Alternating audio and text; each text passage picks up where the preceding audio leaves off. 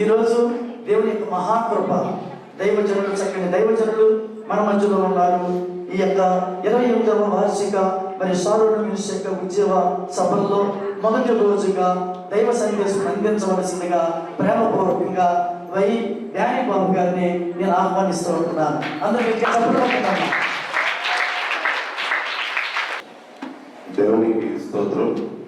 ప్రియులారా, ప్రభువైన యేసుక్రీస్తు నామములో మీ అందరికీ శుభాభివందనాలు తెలియజేస్తున్నాం.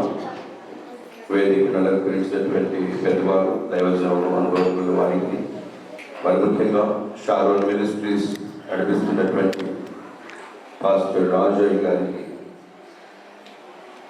ప్రత్యేకమైనటువంటి వందనాలు తెలియజేస్తున్నాం.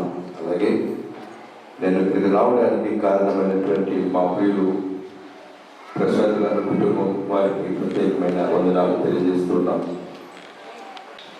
దేవుడి వలన 27 సంవత్సరాలు దేవుడు కాపాడారు ఈ మినిస్ట్రీని. ఈ రాజుగారి పేరుని బట్టి ఈ రాజు కాలనీ అనే పేరు వచ్చిందో నాకు తెలియదు. ఆల్రెడీ రాజుగారి కాలనీ ఉంటే మీరు వచ్చారు రాజుగారి కాలనీ అర్థం కాదు. దేవుడి మహాకృప. రాజులు ఎక్కడున్నారో అక్కడ ఉంచారు. రాజులు ఉండే కాలనీ, రాజుల కాలనీ లేకపోతే రాజుల కాలనీ ఎంత బాగా సరిపోయిందో. అక్కడ షారోన్ పుష్పము అనేటువంటి మినిస్ట్రీ పైన వాక్యం చదివినప్పుడు చాలా సబబుగా అనిపించింది. అది ఇంకా పుష్పిస్తూ ఫలిస్తూ అభివృద్ధి చెందుతూ ఉండాలని ప్రభు పేరిట నేను ఆశీర్వదిస్తూ ఉన్నాను. కంగ్రాచులేషన్స్ అయ్యారు. చాలా చక్కగా నడిపిస్తూ వచ్చారు. ఇది అంటారు కదా, అన్నమంతా బట్టలు చూడక్కర్లేదు, ప్రసాద్ గారు లాంటి ఒక వ్యక్తి పట్టుకుని చూస్తే సరిపోతుంది. మాకు అర్థమైంది. అంతా అదే కేటగిరీ మాకు ఇంకా బాగా తెలిసిపోయింది. దేవుడి మహాకృప మీ మధ్యకు రావడం దేవుడికి స్తోత్రం. పిల్లరా, గొప్ప గొప్ప దైవజనులు వచ్చినటువంటి ఈ స్థలం షారోన్ మినిస్ట్రీస్కి ఆయన మొదటి పేరు చెప్పారు. ఆనాట్య మూర్తి గారితో ప్రారంభమైందట. ఎంత ఆశీర్వాదకరమైన సంఘంలో దేవుడి మహాకృప. చాలా సంతోషంగా ఉన్నట్టున్నారు. ఆ కుర్రవాడి హృదయంలో కూర్చుండిపోయాడు. ఆయన శరీరాన్ని స్వాధీనం చేస్తున్నాడు. ఆయన ఎక్కడికి పంపించాడు? ఇంట్లో ఉండాల్సినటువంటి వ్యక్తిని ఎక్కడికి పంపించాడు? సమాధుల్లో పంపించాడు. చనిపోయిన శవాలు ఉన్న దగ్గరకు పంపించాడు. దుర్గంధము ఉన్న దగ్గర పంపించాడు. సమాధుల్లో అంతే కదా, బ్యాడ్ స్మెల్ వస్తుంటాయి. ఏదైనా చనిపోతే కూడా జంతువులు కూడా తీసుకొచ్చి అడవేస్తూ ఉంటారు. ఆల్రెడీ చనిపోయిన శవాలు అక్కడ ఉంటాయి. ఆ స్థలం అంతా దుఃఖకరమైనటువంటి స్థలము. సమాధుల్లో ఎవరు సంతోషించరు. అదెంతో వేదనకరమైనటువంటి స్థలంగా ఉంటుంది మనుషులందరికీ, క్రైస్తవులకు తప్ప. ఏం చెప్పాను? క్రైస్తవులకు తప్ప సమాధుల స్థలము అందరికీ దుఃఖకరమైనటువంటి స్థలం. సమాధుల తోట, అదే చెప్పాను. అదే సమాధుల తోట, అది కరెక్ట్. బరియల్ గ్రౌండ్, సమాధుల తోట అందరికీ దుఃఖమే.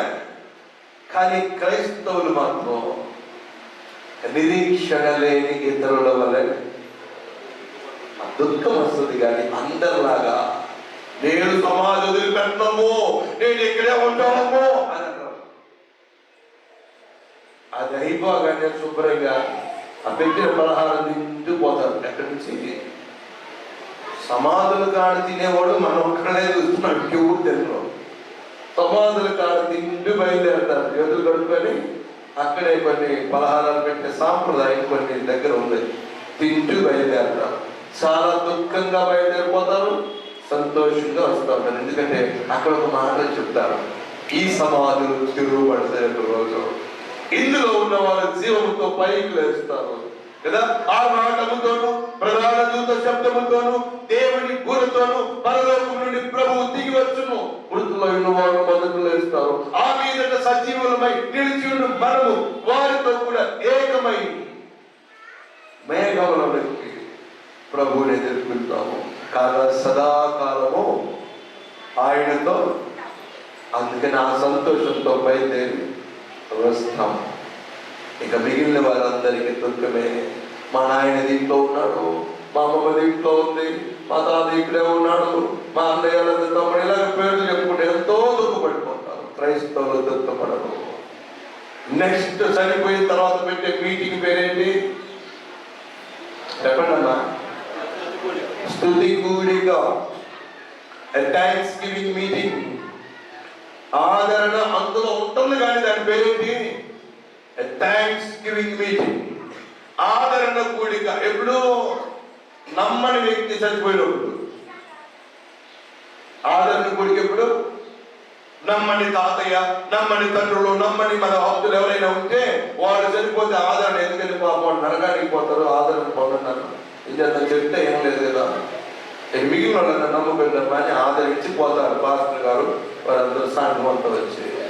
నమ్మిన వాళ్ళు పెట్టుకునే మీటింగ్ పేరేంటి? స్తుతి కూడిక, కృతజ్ఞత కూడిక. ఏం కూడిక? కృతజ్ఞత కూడిక.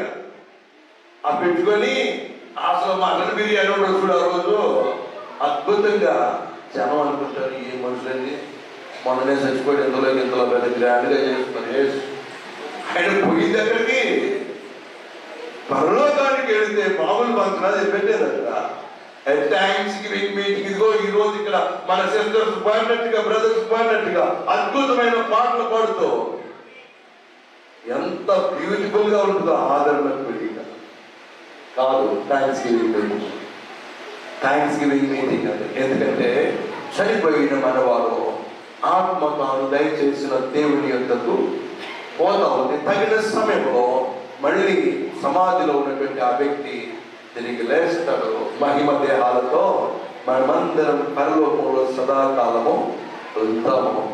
కానీ ఈ వ్యక్తికి దుఃఖకరమైనటువంటి స్థలము, వేదనకరమైనటువంటి స్థలము, లోక దృష్టిలో పాడైనటువంటి ఆ స్థలము, పాడలు ఉండేటువంటి స్థలము, పుర్రెలు ఉండేటువంటి స్థలము, ఎముకలు ఉండేటువంటి స్థలము, a sad place. అక్కడ ఈ వ్యక్తి ఉన్నాడు. ఎందుకు పోయి అంటారు చూసొద్దామనే. సమాధులు వాటి వైభవం చూసొద్దామని పోయాడు. అలా పోలేదు అమ్మ, వైభవం చూడటానికి పోదా. దేనికి పోయాడు? కాని ప్రదేశానికి దయ్యము చేత నడిపింపబడ్డాడు. ఎక్కడ పోయాడు? దయ్యము చేత నడిపింపబడి సమాధిలో చనిపోయిన వారు ఉండే చోటికి, అసహ్యమైనటువంటి ఆ స్థలములో పడి ఉన్నాడు. అక్కడి నుంచే బయలుదేరాడు. ఎంత ఘోరం! ఎవడు వీడు? ఒక కుర్రవాడు, ఒక యవనస్తుడైనటువంటి బిడ్డ, బలమైనటువంటి వాడు సమాధుల్లో పడి ఉన్నాడు. అయితే బాప్తిజం తీసుకున్న వాళ్ళు ఎంతమంది చేతులు చూపిస్తారా? దేవుడికి ఇస్తాం. చాలా ఎఫెసీ పత్రిక 2వ అధ్యాయంలో మీరు మీ పాపముల చేత అపరాధముల చేతను చచ్చిన వారు అయి ఉండగా అని ఉంది. ఇప్పుడు మీరు అంటే బతుకున్న వాళ్ళతో చెప్తున్నారా, చచ్చిపోయిన వాళ్ళతో చెప్తున్నారా? బతుకున్న వాళ్ళతో చెప్తున్నారు. అంటే మీరు చచ్చిన వారి క్రింద లెక్క అని చెప్తున్నారు ఆత్మీయంగా. ఇంతకీ సమాధులు ఏ ఆకారంలో ఉంటాయమ్మా? పిరమిడ్ ఆకారం ఉంటాయి, రెక్టాంగిల్ ఇలా పొడవుగా ఉంటాయి, ఇవి బలలాగా. కానీ ఇక్కడ కొంచెం హైట్ కూడా ఉంటుంది కదమ్మా ఈ శివలు. అదే కదా. ఇప్పుడు మనం పడుకునే బెడ్ ఎలా ఉంటుంది ఒకసారి ఊహించుకోండి అమ్మా. రోజు ఇంట్లో పడుకుంటాం కదా, సింగిల్ గా డబుల్ గా స్ట్రైట్ గా ఉంటుంది, తలగాడ పైకి లేదు. శుభ్రంగా సమాధి లాగా లేదు అది కూడా. అంటే పైన సులువు ఒకటి పెట్టాల, అది పెడితే శుభ్రంగా అదే అయిపోతుంది. మనిషి పడుకొని ఉంటాడు, పెట్టుంటాడు. నిద్రపోయేటప్పుడు నిజంగా అందరూ అట్టే ఉంటారు. కాబట్టి ఆ సమాధికి నమ్మని వ్యక్తి ఇంట్లో ఉన్న ఆ సమాధి, ఆ బెడ్ అనే దానికి 2 సమాధి. అందుకే చెప్పాను, నమ్మని వారు ఎవరు ఉన్నారు, నమ్మిన వారని. కాబట్టి వాళ్ళు చచ్చిన వారే, వాళ్ళు సమాధుల్లో ఉన్నారు. చనిపోయిన వారే అందులో ఉంటారు. నీవు లోకంలో తిరుగుతూ ఉన్నా కూడా యేసు ప్రభువుని అంగీకరించకపోతే, యేసు ప్రభువుని దేవుడిగా ఒప్పుకోకపోతే, ఒప్పుకున్న నమ్ముకోకపోతే, నీ హృదయంలో విశ్వసించి నోటితో ఒప్పుకోకపోతే నీవు రక్షించబడలేదు, చచ్చిపోయిన వ్యక్తిగా ఉన్నావు అని అర్థం. ఇది ఇంతవరకు తీసుకోవాలి. సమాధుల్లో ఉన్నటువంటి వారు అని అంటే నాశనంలో ఉన్నటువంటి వారు అని అర్థం. నమ్మని వారు అదే స్థితిలో ఉన్నారు. వీరికి దయ్యం పట్టింది అనుకుంటున్నారు. దయ్యం పట్టిన చేష్టలు కలిగిన వారందరూ కూడా దయ్యం పట్టిన వారే అని మనకు అర్థమవుతా ఉంది. అయితే సమాధులలో ఉన్నాడు అంటే అర్థం ఏంటంటే ఏకాకిగా ఉన్నాడు, ఒంటరితనంతో ఉన్నాడు.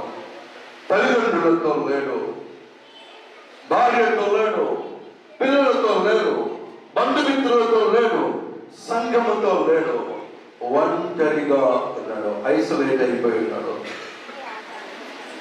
అలాంటి వారందరూ దయ్యము చేత నడిపించబడినట్లయితే ఇప్పుడు చెప్పండి, లోకంలో ఎంతమంది ఐసోలేట్ అవ్వడానికి ఇష్టపడుతున్నారు? చాలా మంది యవనస్తులు వివాహం చేసుకోమంటే మాకొద్దండి, సింగిల్గానే ఉంటాము, సింగిల్గా ఉంటాము. మమ్మీ డాడీతో ఉండొచ్చు కదా. లేదు, నాకు ప్రైవసీ కావాలి. ప్రైవసీ కావాలా అంటే అర్థమైంది, నేను ఒకే ఇంట్లో ఉంటాను కానీ సెపరేట్గా ఉంటాను. ఎవరితో కనెక్షన్ నాకొద్దు, ఎవరి బాధలు నేను పట్టించుకోను, ఎవరి జోలి నేను రాను, నా జోలి కూడా ఎవరు రావాలండి. ఇదే కదా ట్రెండ్. నేనే చెప్తుంది, రామ్ గోపాల్ వర్మ అనేటువంటి ఆయన ఎంతమందికి తెలుసు? అబ్బా, చాలా మంది తెలుసు. సినిమా డైరెక్టర్, ఆయననే నేర్పిస్తాను. ఆయన ఐఫ్రాండ్ అనేటువంటి ఆమె శిష్యుడిగా కొనసాగుతూ ఉంటాడు. ఆయన చెప్పేది ఏంటంటే, ఎవరితో మనకు అనవసరం, మనమే ఉంటాం. పెళ్లి అనేది అసహ్యమైన సంగతి. పెళ్లి అసలు ఎవరు చేసుకోకూడదు, సింగిల్ గా ఉండాలి, ఎంజాయ్ చేస్తూ అలాగే చచ్చిపోవాలి, అదే జీవితం అంటే అని చెప్తాడు ఆయన. దానికి వంత పడేవాడు 3 మంది. ఆకెళ్ళ అనేటువంటి ఆయన ఉన్నాడు, ఐఏఎస్ వారికి కోచింగ్ ఇస్తాము. ఆయన ఇదే పాట, సింగిల్ గా ఉండాలంటే ఇప్పుడు వీళ్ళందరికీ ఏం పట్టినట్టు? దయ్యం పట్టినట్టు దయ్యం పాటలు మాట్లాడతారు. ఒక భార్యని మెయింటైన్ చేసి జాగ్రత్తగా పోతే ఎంతమంది నమ్మా? ఒక భార్య. పూర్వీకులు 300 మందిని భార్యగా పెట్టుకున్నారు. ఇప్పుడు జనానికి ఒక భార్యకే తలకాయ నొప్పి అయిపోయింది. ఎందుకో బ్రదర్స్ ఇది అంత భయపడుతున్నారు. ఏంటో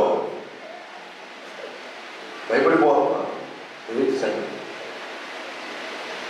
సరే, కారణాలు ఏమైనా ముందున్న వారు భయపెడుతూ ఉన్నారు. ఉన్నవారు సరిగ్గా లేకపోయిన కారణంగా యువతంతా ఒంటరిగా ఉండాలని ఇష్టపడుతూ ఉన్నారు.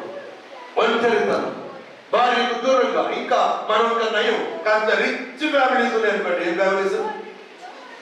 రిచ్ ఫ్యామిలీస్ ఉన్నాయనుకోండి. భార్య బెడ్రూమ్ భార్యదే, భర్త బెడ్రూమ్ భర్తదే, ఎవరు బెడ్రూమ్ వాళ్ళే.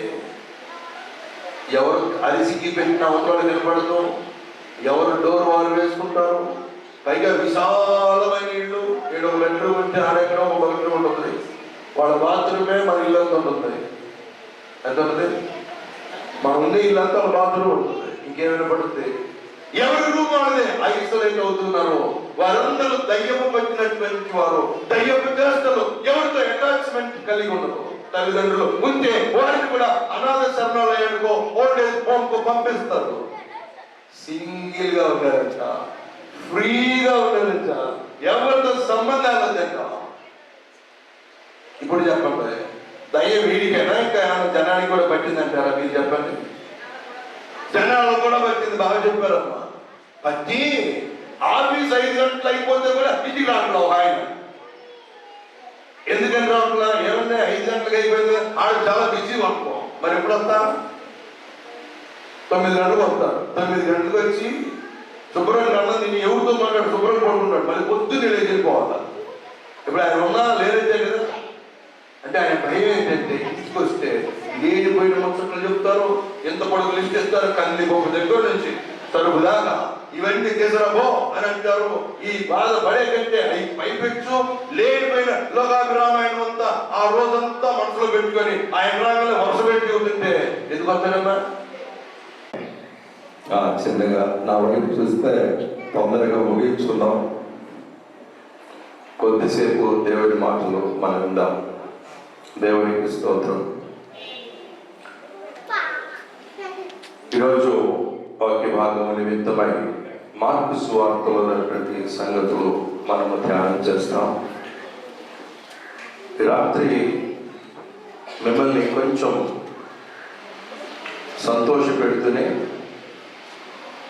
భయపెట్టాలనేటువంటి ఆలోచన కలిగి నేను వచ్చాను. జనరల్గా రాజులకు భయం ఉండదు, అయినా కొన్ని సంగతులు అంటే భయమే. చాలా మందికి భర్త అంటే భయం ఉండదు, బల్లి అంటే చాలా భయపడతారు. భర్త అంటే భయలాపోయినా బొత్తింకంటే భయపడతారు. ఏమిటో అంటే మీరు కాదమ్మా, బయట జనం. మీరంతా వాక్యానుసారమైనటువంటి భార్యలు అని నాకు తెలుసు. జస్ట్ ఉదాహరణ కోసం చెప్పాను అంతే. కాబట్టి భయపడేటువంటి సంగతులు ఉన్నాయి. ముఖ్యంగా ప్రపంచంలో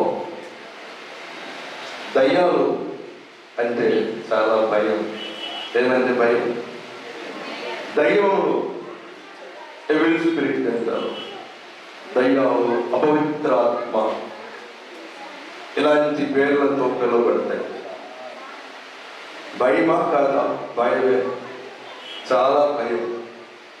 ఈ రాత్రి నేను మీకు ద సైన్స్ ఆఫ్ డెవిల్స్ చెప్తాను. ఏం చెప్తాను? దయ్యముల శాస్త్రం చెప్పడానికి వచ్చానమాట. నేను చదువుకున్నాను ధర్మశాస్త్రం. నేను నా క్వాలిఫికేషన్ MA/LLB లా చదువుకున్నాను. వృత్తి ఇంతకు ముందు అడ్వకేట్గా ఉన్నాను. తర్వాత దేవుని పిలుపు మేరకు దేవుని సేవలోనికి నేను వచ్చాను. నాకు ఆ శాస్త్రం కాకుండా ఈ దయ్యాల శాస్త్రం కూడా నేర్చుకున్నా. ఎక్కడి నుంచి? సిలబస్ ఎక్కడ, బుక్ ఏంటి అంటే బైబిలే. ఇందులో ఏముంది? దయ్యముల శాస్త్రం కూడా ఉంది. దయ్యముల శాస్త్రం అంటే దయ్యములు ఏంటి, ఎక్కడి నుంచి వచ్చినాయి, అవేమేం చేస్తాయి, ఎక్కడుంటాయి, ఇలాంటివే. చాలా ఇంట్రెస్టింగ్గా ఉంది కదా.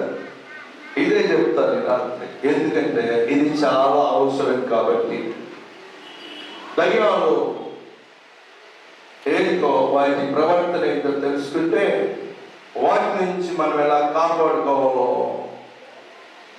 దేవుడు సహాయం చేసి నేర్పిస్తాడు. అది దేవుని శాస్త్రం. మంచిది. మార్కు సువార్త 5వ అధ్యాయము, మార్కు సువార్త 5వ అధ్యాయము, 5వ అధ్యాయము మొదటి వచనం నుంచి చదువుకుందాం. వారు సముద్రమునకు అద్దరినున్న గెరాసేనుల దేశమునకు వచ్చి ఆయన దోణి దిగగానే అపవిత్రాత్మ పట్టిన వాడొకడు సమాధులలో నుండి వచ్చి ఆయనకు ఎదురుపడను. వాడు సమాధులలో వాసము చేసేది వాడు. సంఖ్యలతోనైనను ఎవరును వారిని బంధింపలేకపోయాను. పలుమారు వాని కాళ్లకును చేతులకును సంఖ్యలు వేసి బంధించినను వాడు ఆ చేతి సంఖ్యలు తెంపి కాలి సంఖ్యలను తుత్తు నీళ్ళుగా చేసిన కనుక ఎవరును వారిని సాధుపరచలేకపోయాను. వాడు ఎల్లప్పుడూ రాత్రి పగలు సమాధులలోను కొండలలోను కేకలు వేయచ్చు, తను తాను రాళ్లతో గాయపరుచుకొనొచ్చు ఉండెను.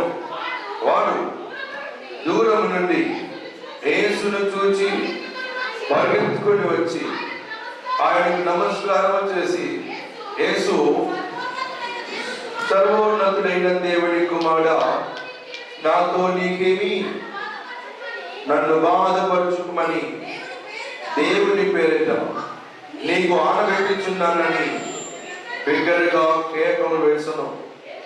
ఎందుకనగా ఆయన, అపవిత్రాత్మ, ఈ మనిషిని విడిచిపోమని వాడితో చెప్పను. దేవుడి మాటలు మన కొరకు దీవించును గాక. ఆమేన్. Thank you sister. మీరు మైక్ లేకపోయినా బాగా చదువుతున్నారు. ఎవరో మైక్ పెట్టి ఇబ్బంది పెట్టినట్టున్నా ఎంత బాగుందో. థ్యాంక్ యూ మా. ఇక్కడ దయ్యము పట్టిన ఒక యవనస్తుని గురించిన సంగతి రాయబడింది. మత్తయి సువార్తలో ఇద్దరు ఉన్నట్టుగా రాయబడింది. ఏమైనా ఒక వ్యక్తి ముఖ్యమైన వాడు కాబట్టి ఆయన గురించే ఇక్కడ రాయబడింది. సరే, ఇక్కడ వినండి. సముద్రము అద్దరినున్న గెరాసేనుల దేశమునకు ప్రభు అయిన యేసు క్రీస్తు వారు వచ్చారు.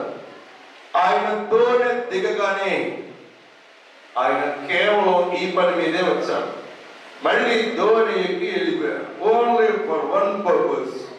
యేసు ప్రభు వారు సర్వ సృష్టికర్త అయినటువంటి దేవుడు ఒక పని మీద ఒక వ్యక్తి కోసం దోణి వేసుకొని వచ్చి దోణి మళ్ళీ తీసుకొని దోణి ఎక్కి వెళ్ళిపోయాడు అనే మాట 18వ వచనంలో చూస్తాం. ఆయన దోణి ఎక్కినప్పుడు ఇక్కడేమో దిగాడు, అక్కడేమో ఎక్కాడు. చేసిన పని ఒకటే పని, దాని కొరకే ఆయన వచ్చాడు. ఇప్పుడు మనం తెలుసుకుంటాము. ఈ కుర్రాడు ఎవరైతే ఉన్నాడో, యంగ్ బాయ్, అపవిత్రాత్మ పట్టినవాడు అని రాయబడింది. ఏం పట్టాడంట? అపవిత్రాత్మ. పర్యాయ పదాలు ఏంటి? సినోనిమ్స్.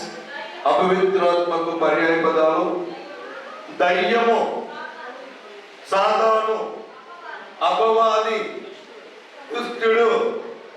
ఎన్ని చెప్పారో, నేనే ఇన్ని ధ్యానం చేసి రాలా. థ్యాంక్ యూ మా. రాజులాల్ని మోగిపోతుంది మామూలుగా. ఎంత బాగా చెప్తున్నారో కదా. ఎన్ని పర్యాయ పదాలు తెలుసుకున్నారో, కానీ దాని చేష్టలు కూడా తెలుసుకుని ఎంత బాగుంటుందో. ఇన్ని రకాల పేర్లు ఉన్నాయే, అంతకంటే వేల లక్షల రకాల వేషాలు వాడి దగ్గర ఉన్నాయి. ఎవరి దగ్గర? అపవాది దగ్గర, అపవిత్రాత్మ దగ్గర కదా. ఎ బ్యాడ్ స్పిరిట్ కదా. దేవుడేమో హోలీ స్పిరిట్ అయితే ఇదేమో evil spirit, a bad spirit. ఏంటి వీడి ఉద్దేశం ఏంటగా? ఇలా అడ్రస్ ఏంటి? అసలు ఎక్కడి నుంచి వచ్చాడో, మనుషులు ఎందుకు ఇలాగా పీడిస్తున్నాడు అని అంటే, వీడు దేవుని సన్నిధిలో నుంచి వచ్చినటువంటి దేవదూతగా ఉన్నాడు. ఎక్కడి నుంచి వచ్చాడు? The address, the original address of Satan. ఎక్కడి నుంచి? దేవుని సన్నిధిలో ఉండేటువంటి వాడు, the very presence of God, అక్కడే ఉంటాడు. ఎంత అందమైనడో, దేవుని చుట్టూ ఉండేటువంటి వారు అందంగా ఉంటారు. దేవుని దగ్గర ఉండేటువంటి వారు హైలీ ఇంటెలిజెన్స్ ఉంటుంది, ఇంటెలిజెంట్ పీపుల్.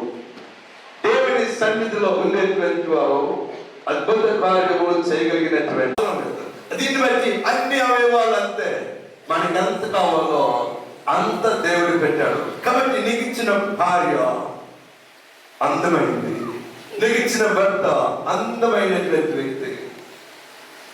చారుడు పొలములో పూజన పుష్పము, లిల్లీ పద్మము. ఇతరులు ఎలాంటి వారు? బలదక్కసి చెట్లు. బయట వాళ్ళు ఎలాంటి వాళ్ళంట? వాళ్ళు అందంగా లేరు, మనమే అందంగా ఉన్నాం. ఆ విషయానికి వచ్చినప్పుడు ఇలాగ మనం తీసుకోవాలా. అలాంటి వాడే అందమైనటువంటి వాడు అపవాది. చాలా అందమైనటువంటి, హైలీ ఇంటెలిజెంట్. రెండోది ఏంటి? చాలా తెలివైన వాడు. ఇప్పుడు మనం తెలివి తక్కువ, ఇందాక చెప్పిన ఎగ్జాంపుల్ బట్టి తెలివి గలవాడమా? చెప్పండి.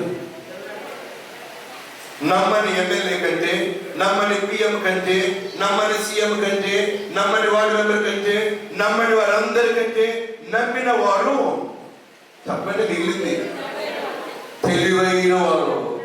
మామూలు తెలివి కాదు, దైవికమైనటువంటి జ్ఞానము దేవుడు మనకు అనుగ్రహించాడు. ఎప్పుడు యేసు ప్రభువును అంగీకరించావో అప్పుడే నీ లోపలికి ఎవరు వస్తారు? పరిశుద్ధాత్మ వస్తాడు. ఎవరు వస్తారు? పరిశుద్ధాత్మ లోపలికి వచ్చాడంటే తండ్రి, కుమార, పరిశుద్ధాత్మ ముగ్గురు ఒకటే. యేసు ప్రభు అంటే జ్ఞానమైనప్పుడు పరిశుద్ధాత్మ అంటే కూడా జ్ఞానమే. జ్ఞాని అయినటువంటి పరిశుద్ధాత్మ నీ లోపలికి వచ్చినప్పుడు ఆయన నడిపిస్తాడు నిన్ను జ్ఞాన మార్గంలో. ఆమేన్ కదా, జ్ఞాన మార్గంలో ఆయన నడిపిస్తాడు. కాబట్టి మనం తెలివి తక్కువ వాళ్ళము కామో, తెలివి తక్కువ వాళ్ళం పిచ్చిదాన్ని నేను, ఆ పిచ్చోడిని, నాకేమీ లేదు, అలా కాదు ఇలా కాదు, మా వాడికి చదువు రావట్లేదు, తెలుగు తక్కువ పుట్టాడు. ఎందుకు పుడతారండి? జ్ఞానుల కడుపున తెలుగు తక్కువ పుడతారు, జ్ఞానులే పుడతారు. ఒకవేళ చదువుకుపోతే ఏం అనవాలండి పిల్లల్ని. ఎందుకంటే చదువుకోపోయినా మన బిడ్డ తెలివి కదా. వాడే నల్లగా ఉన్నా అందమైన అమ్మాయే, ఎదురుగా ఉన్నా అందమైన వాళ్ళే కదా. చదువుపోయినంత మాత్రాన తెలుగుతున్నా మోడీ గారు ఏం చదివేటి మరి ఇంకేంటి చెప్పండి. చదువుకుంటేనే ఒక ఎంప్లాయ్మెంట్తో ఆగిపోతారు, చదువుకోకపోతే గోల్డెన్ బిజినెస్లో. అందుకని మనం చదవద్దంటలేదు. మరి ఇప్పుడు ఆర్టిఫిషియల్ ఇంటెలిజెన్స్ అని వచ్చింది. ఎన్ని ఉద్యోగాలు పోతాయో ఏమైపోతుందో తెలీదు. అయినా ఎంత మందికి కరువు వచ్చినా, ఎంత మందికి కష్టం వచ్చినా, దేవుని బిడ్డలు ప్రత్యేకమైనటువంటి వారు ఆయన మనల్ని పోషిస్తారు. ఎన్ని ఉద్యోగాలు ఊడిపోయినా, ఎన్ని కలామిటీస్ వచ్చినా, ఎంత ఫ్యామిలీ ఉన్నా, ఎంత ప్రాబ్లం ఉన్నా, we are under the clutches of God. దేవుని హస్తాల్లో, in the hands of God, దేవుని హస్తాల్లో మనం ఉన్నాం. యోహాను సువార్త 10వ అధ్యాయంలో మనం చూస్తాం, దేవుని చేతిలోను తన కుమారుని యేసుక్రీస్తు చేతిలోను మనం భద్రపరచబడి ఉన్నాము.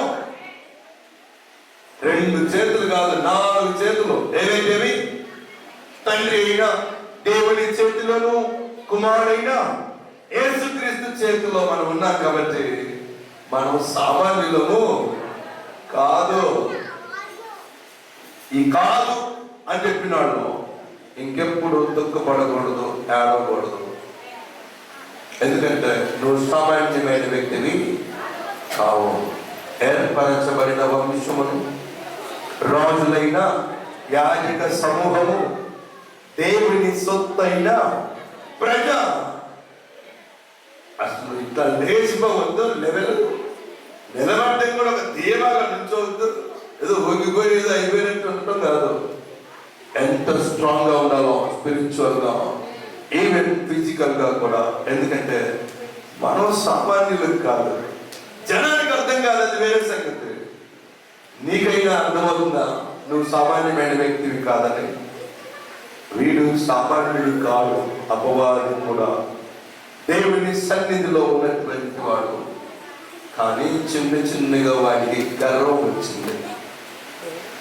గర్వం వచ్చి నేను కూడా పూజింపబడాలి అనే ఆశ కలిగిన వాడై మత్తయి సువార్త 4వ అధ్యాయంలో ప్రభువు వారినే నాకు పూజించమని అడిగినటువంటి పనికి మాకు చాలా మంచి వ్యక్తిగా మొదలయ్యాడు, కానీ బహు చెడ్డవాడుగా పతనం అయిపోయాడు. ఆ మంచితనం అలాగే కొనసాగాల్సిందే, అవిధేయత అలాగే ఉంచుకోవాల్సిందే. కానీ తండ్రి కంటే నేనేమి తక్కువ అని అనుకున్న కారణంగా పడద్రోయబడ్డాడని యెషయా గ్రంథంలోను, హెస్కేలు గ్రంథంలోనూ మనము చూస్తాం. వాడక్కడే కాదు, వాడికో పార్టీ, వాడి వ్యవహారం, కథ అన్నీ ఉంటాయి. ఈనాడు సంఘాల్లో కూడా అలాంటివి జరుగుతాయి. ఒకడు పోటు పోతే ఇంకా 10 వేసుకొని పోతారు. పోతే పోయారు, పోవాల్సినంత అందరూ పోతుంటారు. మనం శుభ్రంగా హ్యాపీగా ప్రభు సన్నిధిలో ఉండటమే. పోయిన వాళ్ళ గురించి మనం ఆలోచించగలం. సరే, వీడెందుకు, ఎక్కడి నుంచి, అడ్రస్ ఎక్కడ? పరలోకమే, దేవుని సన్నిధే. కానీ ఎందుకు పడిపోయాడు, ఎందుకు పతనమయ్యాడు అని అంటే గర్వించాడు. గర్వించిన కారణంగా, అహంకారమైనటువంటి మనసు ఉన్న కారణంగా, నేను దేవుని కంటే ఏం తక్కువ అనుకున్న కారణంగా, నేనేమి తక్కువ కాదు, నాకు జ్ఞానం ఉంది, నేను మామూలు వ్యక్తిని కాదనేటువంటి విపరీతమైన గర్వం తెచ్చుకొని అహంకారి కింద పడద్రోయబడ్డాడు. అందుకని కిందకి వచ్చాడు. ఎక్కడికి వచ్చాడు? పైన ఉండాల్సినోడు నాశనమునకు ముందు, గర్వము నడుచును పడిపోవుటకు ముందు అహంకారం వచ్చింది. పడిపోయేదానికి ముందర రావాల్సింది వచ్చింది. నాశనం అవడానికి వచ్చాడు. కిందకి వచ్చినోడు ఖాళీగా ఎందుకుంటాడు. ఇప్పుడు పని మొదలు పెడుతున్నాడు. నన్ను కింద పడేస్తావా? చూసుకో, నువ్వు ఇప్పుడు సృష్టి చేయబోతున్నావుగా, సృష్టిని మోసం చేస్తాను చూడు అని మొదలుపెట్టి ప్లాన్లో ఉన్నప్పుడు సృష్టి జరిగింది. ఎప్పుడు పడద్రోయబడ్డాడు? ఎప్పుడో పడద్రోయబడ్డాడు. సృష్టి జరిగింది. సృష్టి జరిగినప్పుడు ఆదికాండం 3వ అధ్యాయంలో అబద్ధాలకు జనకుడైనటువంటి వీడు, మోసానికి జనకుడైనటువంటి ఈ అపవాది దయ్యం అవ్వను మోసం చేయడానికి ఊరుకున్నాడు. ఇది వారి యొక్క మ్యాటర్. అర్థమైందమ్మా? ఎక్కడి నుంచి వచ్చాడు, ఏం చేస్తున్నాడు? ఇదే పని, ఎప్పటికీ ఇదే డ్యూటీ, ఇదే పని, జనాన్ని మోసం చేయడం, ఈ యుగ సంబంధమైన దేవతగా పిలువబడడం, మనుషుల యొక్క మనోనేత్రాలకు గుడ్డితనం కలిగి చేయడం, వాడి గుంటలో పడద్రోయడం, గాయపరచడం, ఇదే వాడి పని. The duty of Satan. Sunday school children, మీకు దయ్యాల గురించి చెప్తుంటే వినపడలేదా? ఏం పర్లేదమ్మా, నేను మాట్లాడతాను. కాబట్టి వాడి పని, వాడి డ్యూటీ ఏంటంటే మనుషులను పడద్రోయడం, మనుషులను పాడు చేయడం, వారికి ఉన్నటువంటి చక్కని ఫెసిలిటీస్ అన్ని పోగొట్టడం. హాయిగా ఆదాము అవ్వ శుభ్రంగా ఏదేను వనంలో ఎంజాయ్ చేస్తూ ఉంటే వారికి ఎంజాయ్మెంట్ అంతా పోగొట్టినటువంటి వాడు అపవాదే. ఇది వాడి పనిగా ఉంది. ఇప్పుడు వాడి పని అదే. 2 కొరింథీ పత్రిక 4వ అధ్యాయం 4వ వచనంలో ఈ యుగ సంబంధమైన దేవుడు లేదా దేవత, ఎలాగైనా చెప్పండి, క్రీస్తు మహిమను కనపరచు సువార్త ప్రకాశము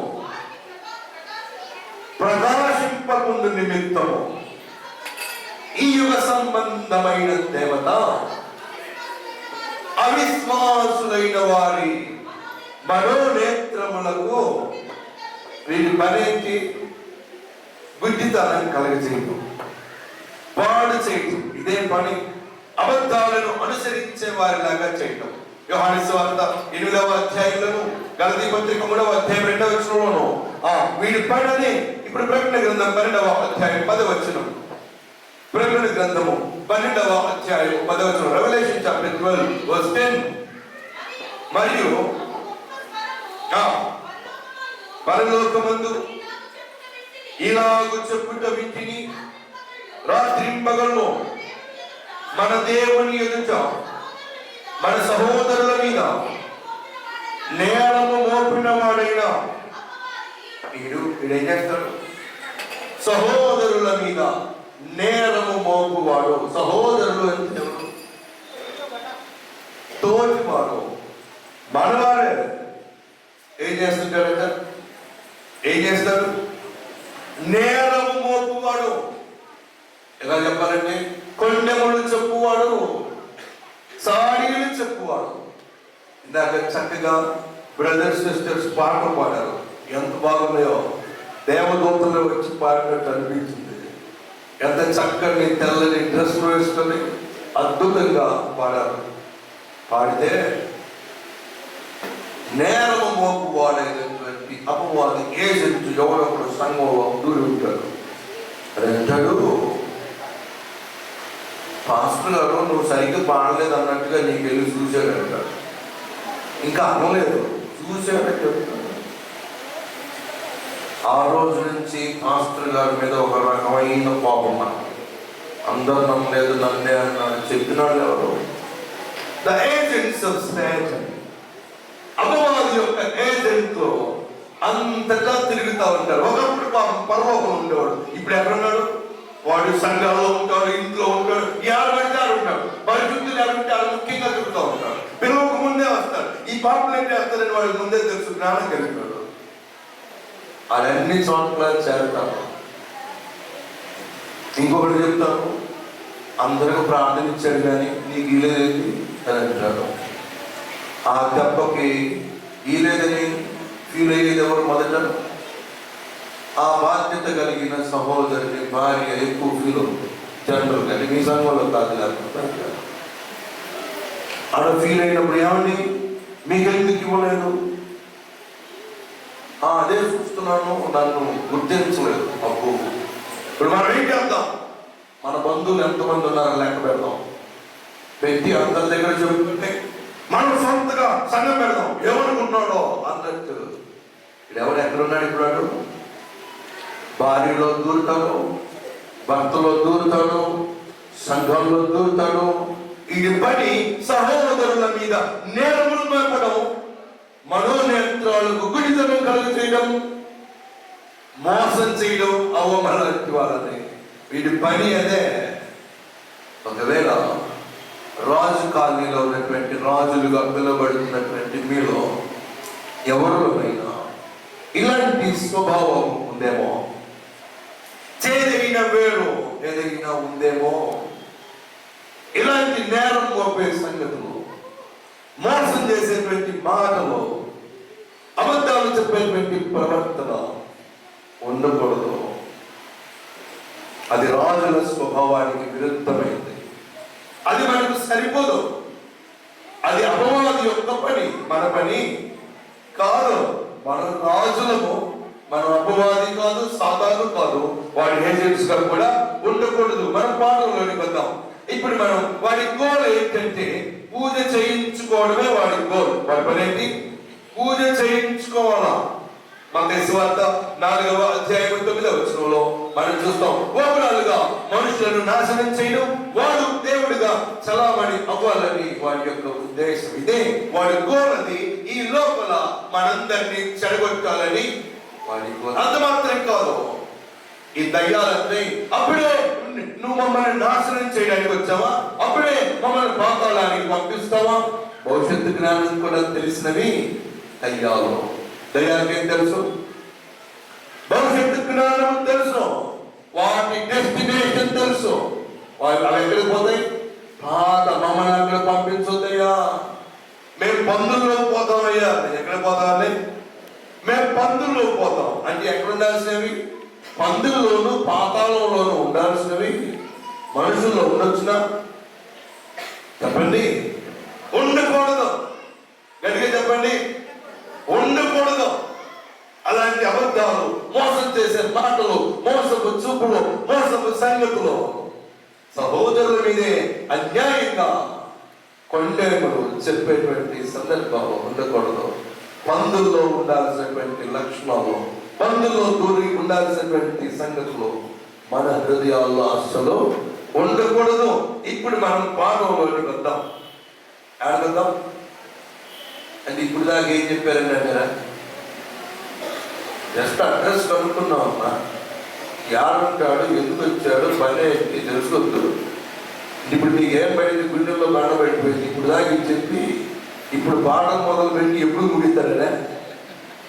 కొద్దిసేపు ముగించేస్తాం అంతే. అసలు గురించి కనుక్కోవడం కదా ముఖ్యమైనది. కానీ చాలా క్యారెక్టర్స్ ఉన్నాయి, అన్నీ చెప్తే బాగా టైం అయిపోతుంది. కాబట్టి ఇప్పుడు ఇంతవరకు ఆపేద్దాం.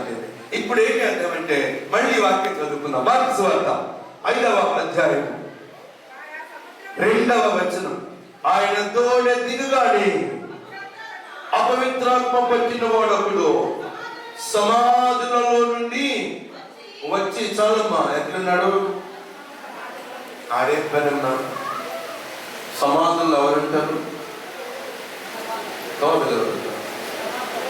శవాలు ఉంటాయి. వీడు అక్కడేం చేస్తాడు? అక్కడేం చేస్తాడు? సమాధుల్లో నుండి వచ్చారట. జనరల్ గా సమాధులు ఊరు బయట ఉంటాయి. ఊరు బయట నుంచి ఎంట్రీ ఇచ్చుకున్నాడు యేసు ప్రభువు. ఇంకెందుకు యేసు ప్రభు వస్తాడని ఊరోళ్ళకు తెలియక ముందే ఈ అపవాదికి తెలుసు. మనం చెప్పుకున్నాం కదా, వాడి జ్ఞాని. ప్రభు వారి అడుగులు ఎక్కడెక్కడ ఉంటాయో తెలుసు. ప్రభు వారి బిడ్డలు ఎక్కడెక్కడ ఉంటారో తెలుసు. ప్రభు వారి బిడ్డలు ముడితే ఏమైపోతాడో తెలుసు. ఆయనకి చాలా జ్ఞానం ఉంది. జ్ఞానం కలిగిన వాడు ప్రభు వారు వస్తున్న సంగతి పసిగట్టేశారు. ఇప్పుడు ఎక్కబోతున్నాడు, ఎదుర్కోవడానికి వెళుతున్నాడు. ఎక్కడి నుంచి? దిగగానే అపవిత్రాత్మ పట్టిన వాడు ఒకడు సమాధులలో నుండి వచ్చి ఆయనకి ఎదురుపడను. ఆయనకి ఎదురుపడ్డాడు. ఎందుకంటే భయం వేస్తుంది. మహానుభావుడు ఈయన అడుగు పెట్టాడేంటి? ఈయన అడుగు పెడితే ఎదురు జరుగుతుంది. ఆ యవనస్తునిలో ఉన్నటువంటి ఆత్మ, అపవిత్రాత్మ మాట్లాడుతూ ఉన్నాడు. ఆ యవనస్తుని ఆక్యుపై చేశాడు. పొసెసివ్ కదా, పొసెసివ్ ఆయన అగెనిస్ట్ గా మాట్లాడాలంటే పిల్లలకు, తల్లిదండ్రులకు భయం పుట్టేలాగా ప్రవర్తిస్తున్నాడు. నీకేం తెలుసు అని ఎదురు మాట్లాడేటువంటి స్వభావం కలిగినటువంటి యువత ఈ రోజుల్లో ఉన్నారు. కాదు నాయన, నీకు అడ్డం పట్టుకు చెప్తున్నా, అంత స్పీడ్ పోవాక బండి మీద. అది తెలుసు బండిలో ఎందుకు అంత స్పీడ్ పెట్టారు అనుకున్నావు? అంటే బండిలో ఎందుకు అంత స్పీడ్ పెట్టారు? మీరు చూడు, స్పీడ్ పెట్టారు 100 కనబడుతుంది. 100 పోతుందా? ఓ 100 పో, 120 పో, ఎంతో పో. తర్వాత ఏమైంది? పరదేశులము 100 దాటిన తర్వాత అదే విధంగా ఉంటుంది. అంతే. వినడు అంటారు. ఎంత మంచి మాట, సంఖ్యలు అంటే మంచి చక్కని మాటల చేత ఆయన కూర్చోబెట్టాలనేటువంటి ప్రయత్నం ఎంత ప్రయత్నించినా నో. కాదయ్యా, అమ్మాయితో కలిసి కాపురం చేసుకున్నానా, అలా చేయొద్దు అమ్మా. అబ్బాయితో కలిసి కాపురం చేసుకోమ్మా, అలా విడిపోకూడదమ్మా. నో. ఎవడు చెప్పినా వినను. నేను ఇలాగే ఉంటా, నేను ఇలాగే. పరువు పోద్దమ్మా జనం మధ్యలో. కానీ వాళ్ళు రకరకాలు, ఎవ్వరేమనుకున్నా అవసరం లేదు, నేను సింగిల్ గా ఉంటా. అండ్ సింగిల్ గా ఎంత ఘోరంగా తయారైంది వ్యవస్థ. ఫారిన్ కంట్రీస్ నుంచి బయలుదేరి వస్తా ఉంది. వరదవనే విడాకుల నది ప్రవహిస్తూ ఉంది. ఒకటే విడాకులు. ఇంతకుముందు ఇండియాలో చాలా తక్కువ. ఇప్పుడు ప్రతి వారి బంధువుల్లో, ప్రతి కులంలో డైవర్స్ వచ్చి చేరిపోయినాయి. విడిగా ఉండాలని ఎవరున్నా, బండికి ఈఎంఐ, ఇంటికి ఈఎంఐ, ఏది కొన్నా ఈఎంఐ, గోల్డ్కి ఈఎంఐ, శారీస్ కూడా ఈఎంఐ అంట మధ్య. ఎందుకంటే శారీ షాపులు పోకర్లా. అపార్ట్మెంట్ లో 2-3 ఉన్నారు లేడీస్. ఈ పైన బిజినెస్. అసలు కాలనీ మొత్తం బజార్ 4 షాప్ పేరే ఉండదు. అంత లోపల బిజినెస్ జరిగిపోతుంది. ట్యాక్స్ ఎక్కొట్టేస్తారని మోడీ గారు పట్టుకుంటున్నారు. వీళ్ళందరూ లోపల అమ్మేసుకున్నారని మాకు తెలియట్లేదు. సరే వినండి, వీళ్ళు ఏం చేస్తున్నారు? గాయపరుచుకుంటున్నాడు. ఇప్పుడు దాకా సమాధుల్లో ఉండేవారు అని చెప్తున్నాం. యేసు ప్రభువు నమ్మని వారు సమాధిలోనే ఉన్నారని చెప్తున్నాం. అపాపముల చేతులు, అపరాధముల చేతులు చచ్చిన వారుగా సమాధుల్లోనే చనిపోయిన శవాలై ఉంటున్నట్టుగా మనకు అర్థమవుతా ఉంది. తర్వాత ఏం చెప్పుకున్నాం? సమాధుల్లో వాసం చేస్తున్నాడు.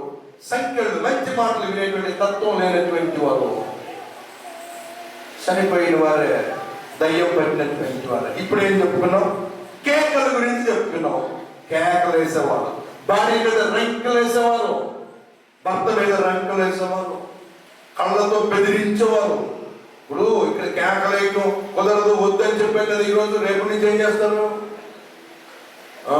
పాస్టర్ గారు ఉన్న కేకలేదన్నారు అని కళ్ళుతో ఇలా చెప్పేసారు అనుకోండి.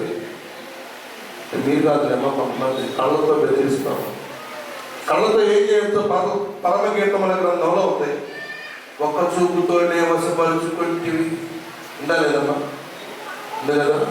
వశపరుచుకోవడానికి కావాలి, భర్తను వశపరుచుకోవడానికి, భర్తతో తీగ మాట్లాడడానికి ఉపయోగపడాలి, కానీ బెదిరించడానికి కాదు. అలాగే భార్యను బెదిరించడానికి కాదు. భర్త సంతోషపెట్టడం భర్తల యొక్క పద్ధతి.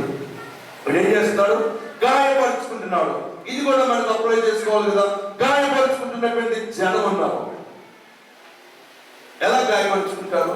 ఇన్స్టాల్మెంట్ లో అనుకున్నాం. ఒక అబ్బాయి ఏం చేస్తాడు తెలుసా?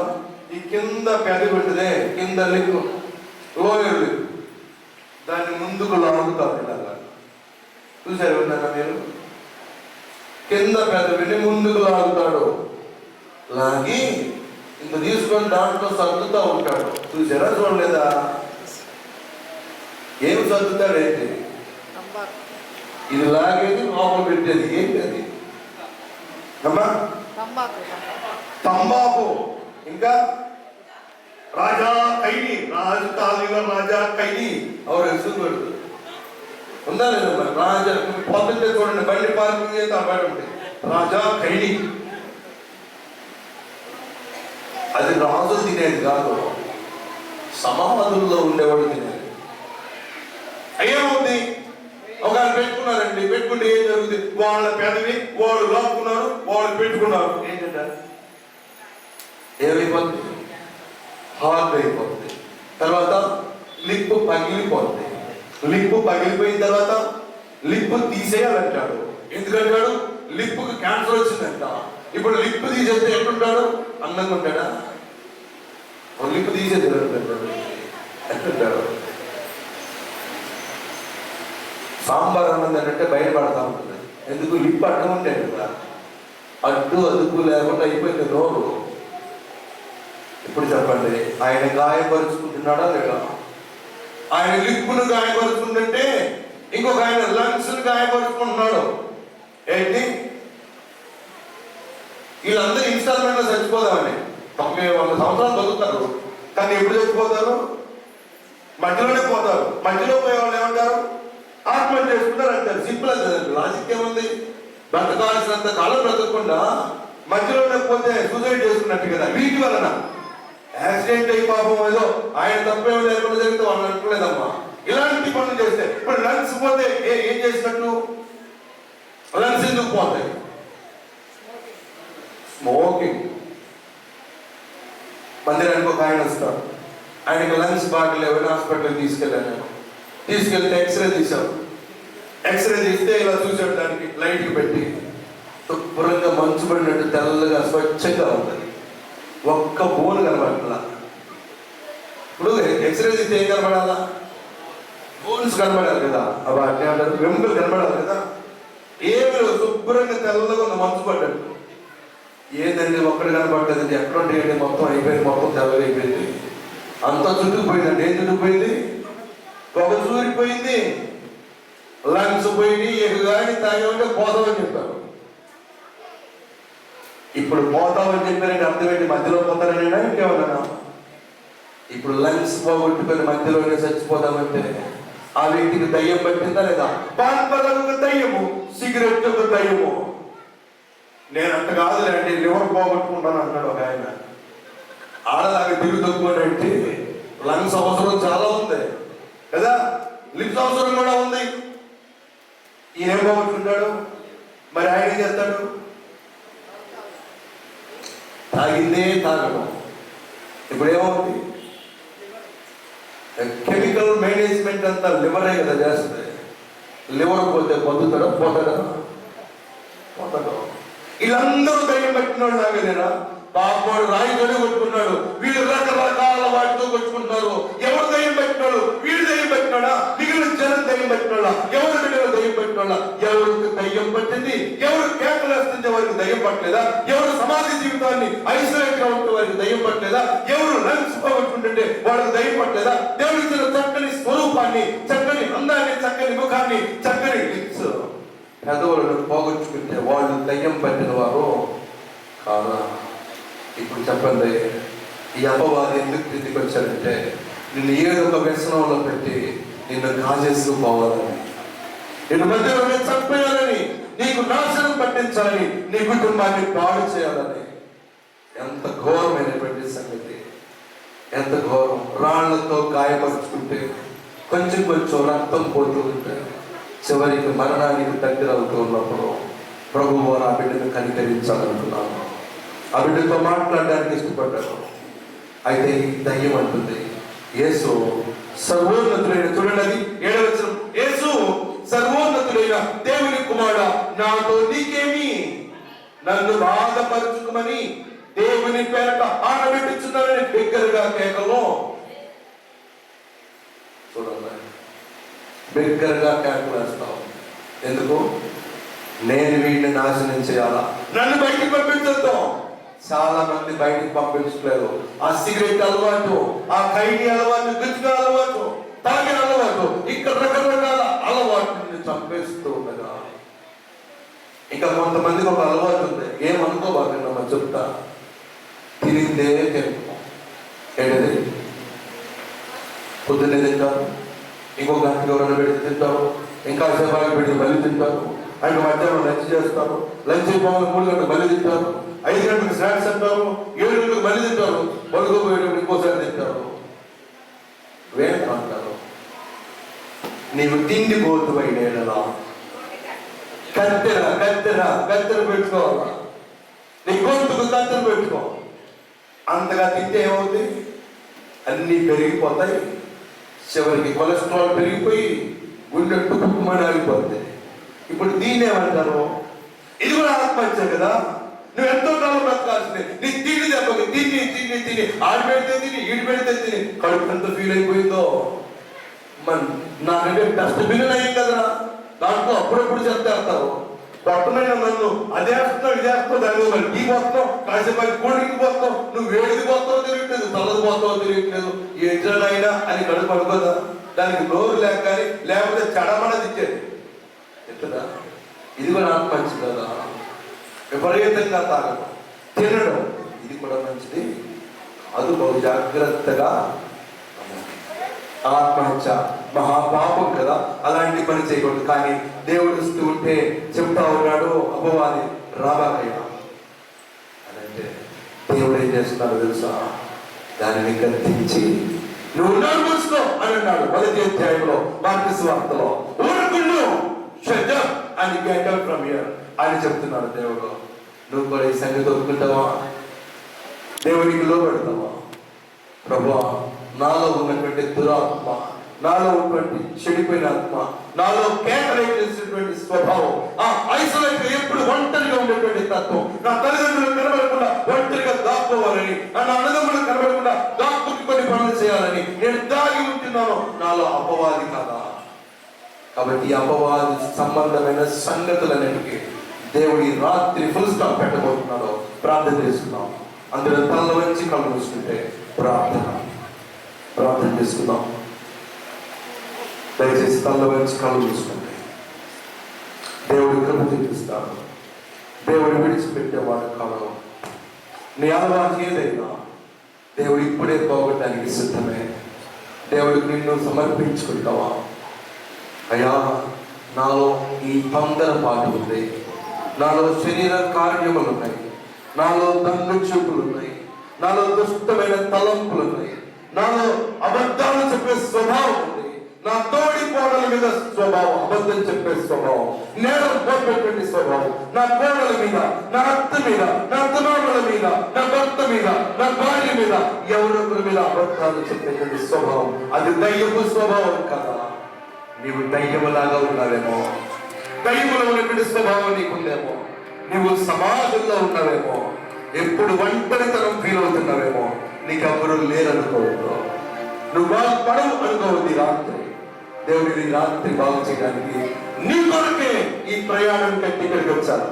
నీ కొరకే, నీతో మాట్లాడడానికి. ఇప్పుడు మాట్లాడుతుంది నేను కాదు, ఆయన నీతో మాట్లాడుతున్నాడు. ఇప్పుడు ఆయన స్వరాన్ని నీ వింటూ ఉన్నావు, ఆయన నీతో మాట్లాడుతున్నావు. నువ్వు మోసం చేస్తూ ఉన్నావు కదా, నువ్వెవరిని మోసం చేస్తున్నావు? ఎవరి దగ్గర దాచుకోగలుగుతావు? దేవుడు హృదయ రహస్యాలు ఎరిగినటువంటి దేవుడు. నీలో ఉన్నటువంటి తప్పుడు స్వభావాన్ని ఆయన ఇప్పుడు చూస్తూ ఉన్నావు.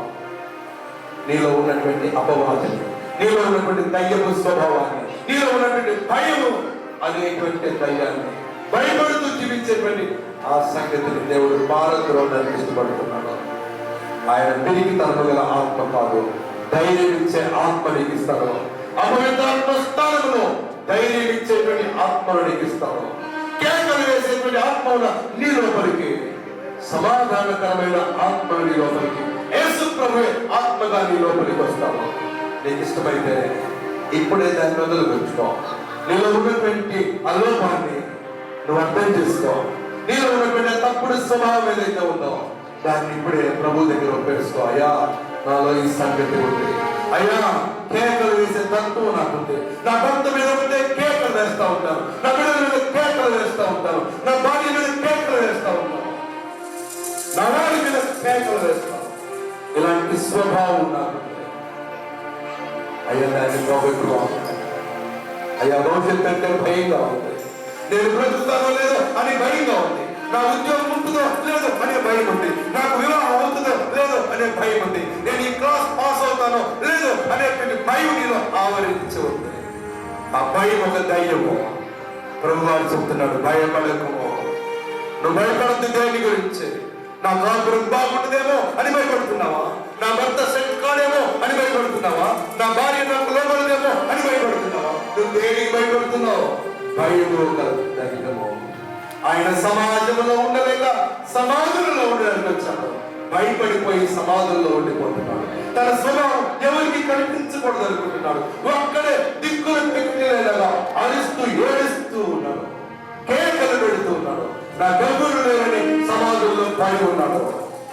దయగలిగిన ప్రభు ఆ వ్యక్తి కోసం ఆయన సముద్ర మార్గంలో ఒక బోధులు పడవలో అక్కడికి వచ్చారు. ఆయనతో మాట్లాడడానికి ఈరోజు యేసు ప్రభు కూడా పరలోకం నుండి భూలోకానికి ప్రయాణం కట్టి వచ్చాడు. ఒక్క మానవాళిని రక్షించడం కోసం. ఆయన మరొక పడే లేదు. ఆయన ఎందుకు ఈ లోకానికి వచ్చారంటే సమాధిలో పడి ఉన్న వ్యక్తిని పరలోక రాజ్యానికి చేర్చడం కోసం. గుంటలో కూలిపోతున్నటువంటి వారిని లేపి బండ మీద ఆయన సింహాసనం మీద కూర్చోబెట్టుకోవడానికి, దాని కొరకే ఆయన దిగి వచ్చారు. నిన్ను కూడా ఆయన రక్షిస్తాడు. నీకు ఇష్టమైతే నీ గుడి చెవి చూపించు. నేను ఈ రాత్రి రక్షించబడి దేవుడికి స్తోత్రంగా, దేవుడితో మాట్లాడుతుండగా కాదని చెప్పగా, అయ్యా దేవుడికి స్తోత్రం, దేవుడిని దీవిస్తాడు. దేవుడిలో దేవుడిని చూస్తూ ఉన్నాడు.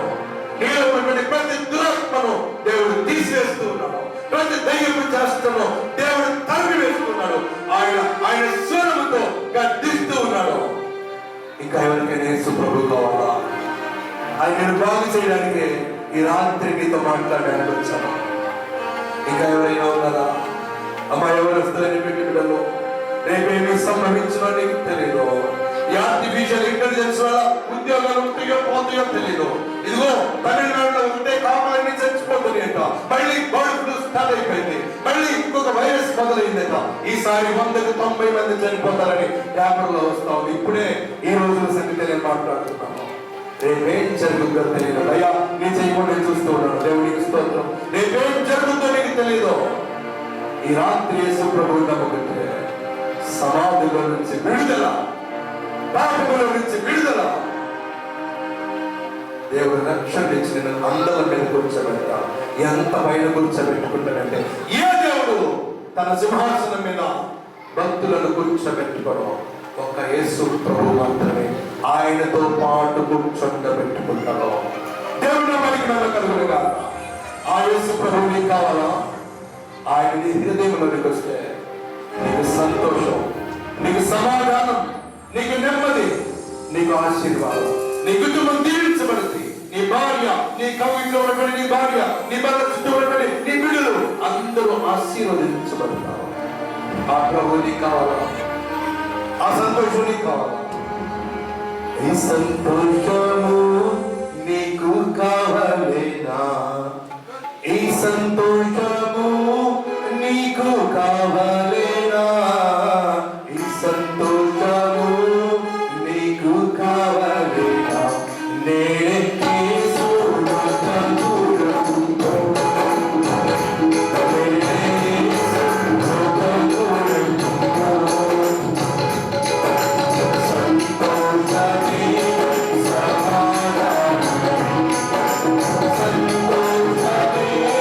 Sama